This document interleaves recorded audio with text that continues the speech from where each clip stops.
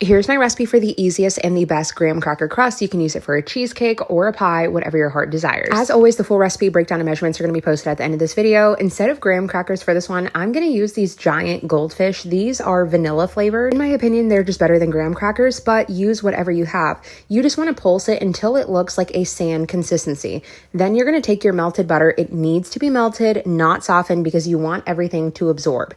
Then you're going to add your white sugar. I like my crust to be sweet, but I don't want it to be overly sweet because you're going to add a filling, whether that be a pie filling or a cheesecake or something. You don't want it to be crazy sweet. Then you're just going to mix in your sugar, make sure that everything is nicely melted in there, and then you can pour in your graham cracker crumbs. And whether you use plain graham crackers, you use animal cookies, whatever your heart desires, go for it. Then you want to mix everything around until it is nice and wet. It's kind of going to look just like sand again, but wet sand. You want to make sure that all of that butter is incorporated, because or else your crust is going to be very dry and very flaky, but in the wrong way. It's just going to fall apart. Whenever I am making a cheesecake, I always put down a piece of parchment paper. This is a 10-inch cheesecake, so this was big enough for that. If you're doing an 8-inch cheesecake, just know it's going to be a little bit thicker. And of course, if you're doing a smaller cheesecake, it's going to be significantly thicker. You just want to pat it down, get it in a nice even layer. You don't want it to be packed too hard, because or else it's going to bake like a brick, but you don't want to leave it loose, because then it's going to start to mix into your cheesecake rather than be an actual layer of it. You want to go ahead and pre-bake this at 350 degrees for about 7 to 10 minutes, give or take, depending on the size and the type of cookies that you were using. Okay, bye.